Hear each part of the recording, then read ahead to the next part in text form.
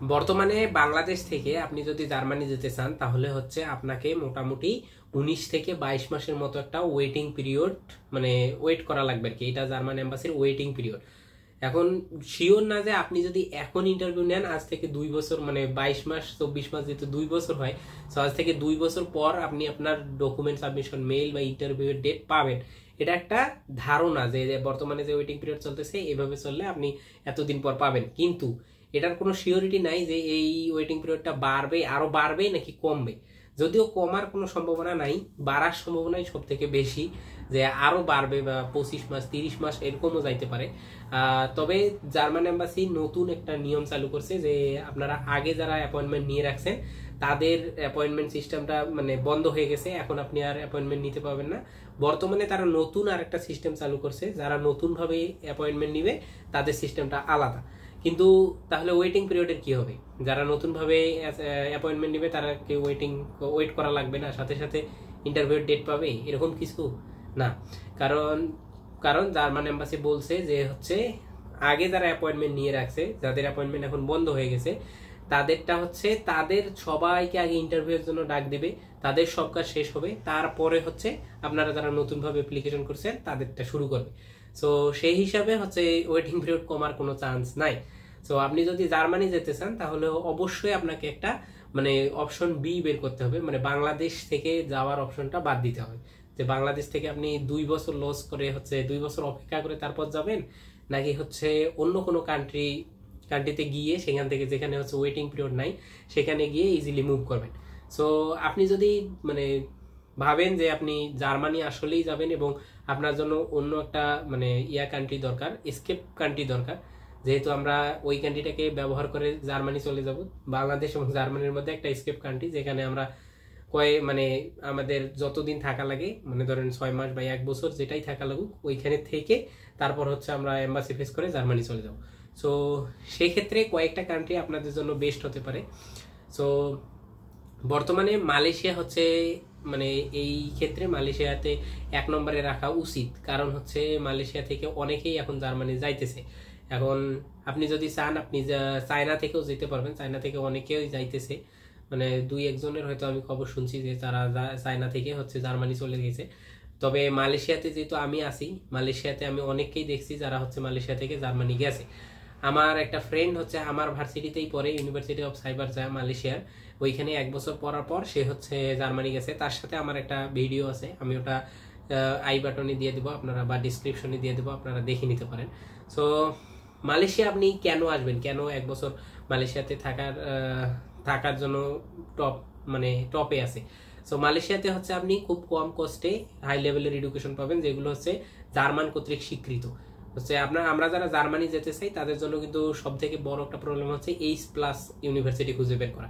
So মালয়েশিয়ার মোটামুটি সব ইউনিভার্সিটি হচ্ছে পাবলিক গুলো সবগুলাই H+, আর হচ্ছে আপনি যদি প্রাইভেটে আসতে চান প্রাইভেট গুলো H+-, মানে প্রাইভেটের যে ডিপ্লোমা কোর্স গুলো আছে বা আরো মানে কিছু কোর্স হচ্ছে জার্মান কর্তৃক স্বীকৃত, আর কিছু কোর্স হচ্ছে জার্মান কর্তৃক স্বীকৃত না। সো সেক্ষেত্রে আপনি যদি প্রাইভেটে আসেন তাহলে হচ্ছে দেখে আসবেন আনাবেন লিস্টে যে আপনার ইউনিভার্সিটির আপনি যে কোর্সটাতে আসতেছেন সেটা হচ্ছে ওই H+ কিনা। সো এটা দেখলে আপনি প্রাইভেটেও আসতে পারবেন, কারণ মালয়েশিয়ার পাবলিক ইউনিভার্সিটিগুলোতে আসার একটু কস্ট কম বেশি। আমি বলবো যে পাবলিকে আসলে হচ্ছে আপনার কস্ট একটু বেশি যাবে, আর প্রাইভেটে আসলে একটু কম যাবে, খুব বেশি ডিফারেন্স নাই। কিন্তু মেইন ডিফারেন্সটা হচ্ছে আপনি যদি ধরেন মালয়েশিয়াতে, যে আগেই আমি বলে নেই যে মালয়েশিয়াতে জার্মান এম্বাসি ফেস করার আপনার রিকোয়ারমেন্টটা কি। মালয়েশিয়াতে আপনি যদি জার্মান এম্বাসি ফেস করতে চান তাহলে আপনার কাছে একটা ভিসা থাকা লাগবে, মাল্টিপল এন্ট্রির একটা ভিসা থাকা লাগবে, বা এন্ড আপনার মানে এখানে একটা মাল্টিপল এন্ট্রি মানে লিগাল ভাবে আপনি 6 মান্থ মাল্টিপল এন্ট্রির ভিসাতে 6 মান্থ থাকলেই হয়েছে আর কি। কিন্তু 6 মান্থ থাকার পর যারাই মালয়েশিয়ান এম্বাসি ফেস করছে তাদের ভিসা রিজেক্ট হয়েছে। সো মানে অনেক আগে 1 বছর 2 বছর আগে যারা 6 মান্থ থেকে অ্যাপ্লাই করছে তাদেরটা হয়ে গেছে, কিন্তু বর্তমানে যারা 6 মান্থ থেকে অ্যাপ্লাই করতে চাইতেছে তাদেরটা কিন্তু হচ্ছে না। সো আপনি যদি মালয়েশিয়াতে থেকে ভিসা পেতে চান ইজিলি, জার্মান ভিসা, সেক্ষেত্রে আপনাকে মালয়েশিয়াতে 1 বছর স্টে করতে হবে। 1 বছর স্টে করলে অ্যান্ড আপনি যদি মালয়েশিয়াতে ব্যাচেলরের জন্য যদি জার্মানি যেতে চান তাহলে হচ্ছে আপনার যে 1 বছর করা লাগে, আমাদের বাংলাদেশে হচ্ছে 12 ইয়ার 12 ইয়ার এডুকেশন কমপ্লিট করার পর সেটা হচ্ছে 1 বছর এক্সট্রা করা লাগে, কারণ জার্মানিতে 13 ইয়ার লাগে, এটা আপনাদের অবশ্যই জানা আছে।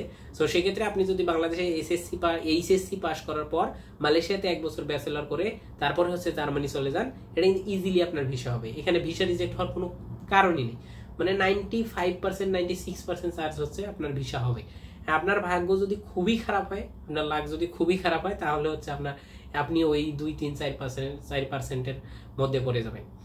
সো সেক্ষেত্রে হচ্ছে আমি বলবো যে আপনি মালয়েশিয়ার কোনো একটা পাবলিক বা প্রাইভেট ইউনিভার্সিটিতে হচ্ছে ব্যাচেলরের জন্য এক ইয়ার পড়ার জন্য মালয়েশিয়াতে চলে আসেন।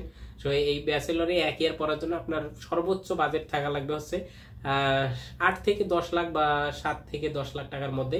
এটা হচ্ছে ইনক্লুডিং আপনার লিভিং কস্ট।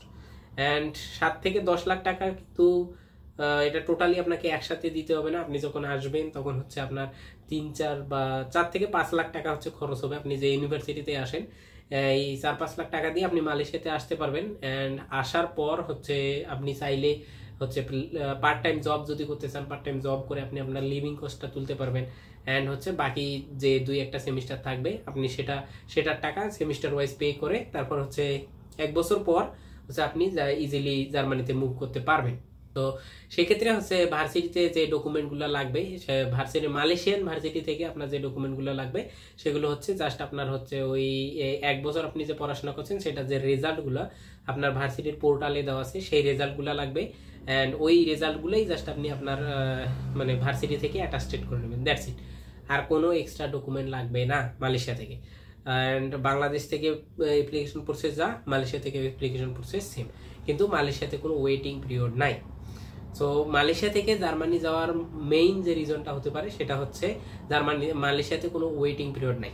মালয়েশিয়াতে আপনি ইন্টারভিউ ডেট 1 সপ্তাহের মধ্যে ইন্টারভিউ ডেট পেয়ে যাওয়া উচিত, কারণ এখানে কোনো ওয়েটিং পিরিয়ড নেই। সো 1 সপ্তাহ থেকে 2 সপ্তাহ টাইম লাগে মোটামুটি যে আপনার অ্যাপয়েন্টমেন্ট নেওয়ার পর ইন্টারভিউ ডাক পেতে। এখানে কোনো ডক সাবমিশন মেইল এরকম কিছু নাই, আপনি ডিরেক্ট হচ্ছে আপনার সব ডকুমেন্ট নিয়ে ইন্টারভিউ দিতে যাবেন। এখন আর জার্মানি বাদে আপনারা যদি অন্য কোনো কান্ট্রি যেতে চান, যেমন ধরেন ইতালি, রোমানিয়া বা হচ্ছে সাইপ্রাস, রাশিয়া, অন্য যে কোনো কান্ট্রি যদি যেতে চান তাহলে হচ্ছে মালয়েশিয়া থেকে যাওয়াটা মোটামুটি ইজিয়ার। তবে মালয়েশিয়াতে সব দেশেরই মোটামুটি এম্বাসি আছে, আপনি যে দেশে যেতে চান সেই দেশেরই এম্বাসি আছে। সো ইজিলি আই থিঙ্ক যাইতে পাবেন। সো সেই ক্ষেত্রে হচ্ছে আপনি যেই দেশেই যান, ইউরোপের যে কোনো দেশেই যদি যাইতে চান, সেটা হচ্ছে মালয়েশিয়াতে আপনার 6 মাস বা 1 বছরের যে কোনো একটা ইউনিভার্সিটিতে পড়তে হবে। সেক্ষেত্রে হচ্ছে আপনারা কোন ইউনিভার্সিটিগুলো চুজ করা উচিত সেগুলো আপনি হচ্ছে টপ প্রায়োরিটিতে রাখা উচিত আপনার হচ্ছে পাবলিক ইউনিভার্সিটি, কারণ যে কোনো দেশেরই পাবলিক ইউনিভার্সিটি হচ্ছে ফার্স্ট প্রায়োরিটি। তারপরে যদি আপনি কোনো ইউনিভার্সিটিতে দেখতে চান তাহলে সেগুলো হচ্ছে প্রাইভেটের A ক্যাটাগরির ইউনিভার্সিটি বা B ক্যাটাগরির ইউনিভার্সিটিগুলোতে আসতে পারে। তবে C ক্যাটাগরির ইউনিভার্সিটিতে আসা যাবে না। এগুলো আপনি একটু গুগল করলে পেয়ে যাবেন যে মালয়েশিয়ার A category, B category, C ক্যাটাগরির ইউনিভার্সিটি। So that's it. এই ভিডিওতে এতটুকুই বলতে চাবো যে আপনারা যদি বাংলাদেশের ওয়েটিং পিরিয়ডটা স্কিপ করতে চান তাহলে হচ্ছে মালয়েশিয়াতে এসেই 1 বছরই মালয়েশিয়াতে পড়াশোনা করে দেন ওই সার্টিফিকেট দিয়ে জার্মানি চলে যেতে পারবেন। এখন যারা মাস্টার্স করবেন মালয়েশিয়াতে মোস্ট অফ দ্য ইউনিভার্সিটির মানে যে প্রাইভেট ইউনিভার্সিটিগুলো আছে তারা হচ্ছে 1 বছরের মাস্টার্স প্রোভাইড করে বা 1.5 বছরের মাস্টার্স প্রোভাইড করে। সেক্ষেত্রে আপনি মালয়েশিয়াতে এসে আপনার ফার্স্ট মাস্টার্সটা মালয়েশিয়াতে করলেন, দেন সেকেন্ড মাস্টার্স বা পিএইচডির জন্য হচ্ছে জার্মানি যেতে পারবেন। এটা হচ্ছে যারা মাস্টার্সে আসবেন তাদের ক্ষেত্রে। আর যারা ব্যাচেলরে আসবেন তাদের ক্ষেত্রে হচ্ছে মালয়েশিয়াতে 1 ইয়ার কমপ্লিট করে তারপর হচ্ছে জার্মানি যাওয়াটা একদম বেটার অপশন, মানে একদম বেস্ট অপশন। 95% পর্যন্ত, মানে 90 থেকে 95% আপনার ভিসা সাকসেস রেট আর কি বলা যায়। যারা ভিসা রিজেক্ট হয়েছে হয় তারা 6 মান্থ থেকে অ্যাপ্লাই করছে, অথবা তারা হচ্ছে খারাপ ইউনিভার্সিটিতে আসছে, অথবা তাদের অন্য কোনো সমস্যা আছে। কোনো সমস্যা ছাড়া জার্মান এম্বাসি কখনোই আপনার ভিসা রিজেক্ট করবে না। সো বেস্ট অফ লাক, দেখা হচ্ছে মালয়েশিয়াতে।